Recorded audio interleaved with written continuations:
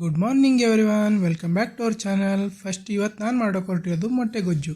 ಅದಕ್ಕೆ ಬೇಕಾಗಿರೋದು ಒಂದು ಕುಕ್ಕರ್ಗೆ ಎಣ್ಣೆಯನ್ನು ಹಾಕಿ ಸ್ವಲ್ಪ ಅದಕ್ಕೆ ಈರುಳ್ಳಿ ಹಾಕ್ಕೊಳ್ಳಿ.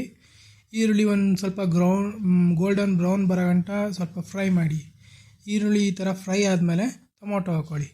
ಟೊಮೊಟೊ ಈಗ ನಾನು 2 ಈರುಳ್ಳಿ ತೊಗೊಂಡಿದ್ದೀನಿ, 1 ಟೊಮೆಟೊ ತೊಗೊಂಡಿದ್ದೀನಿ. ಇದು ಚೆನ್ನಾಗಿ ಫ್ರೈ ಆಗಲಿ.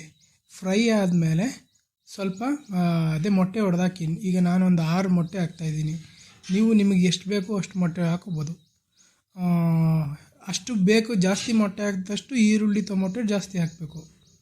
ಈಗ ಇದು ಮೊಟ್ಟೆ ಎಲ್ಲ ಫಸ್ಟ್ ಅದು ಹಸಿ ವಾಸನೆ ಇರುತ್ತಲ್ಲ, ಅದು ಹೋಗೋ ಗಂಟ ಸ್ವಲ್ಪ ಫ್ರೈ ಮಾಡ್ಕೊಂಬಿಡಿ.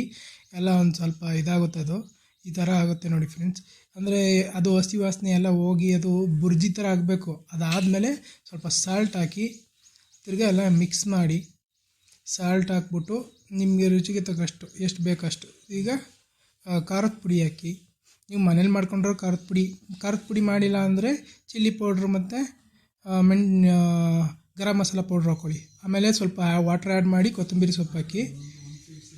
ಇಲ್ಲಿ ನೋಡಿ ಹಾಕಿದ್ದೀನಿ. ತಿರ್ಗಾ ಇನ್ನೊಂದು ಸ್ವಲ್ಪ ಖಾರದ ಪುಡಿ ಬೇಕು ಅನ್ಸಿದ್ರೆ ಹಾಕ್ಕೊಳ್ಳಿ. ಚೆನ್ನಾಗಿ ಫ್ರೈ ಮಾಡಿ ಮೊಟ್ಟೆ ಗೊಜ್ಜು ರೆಡಿ.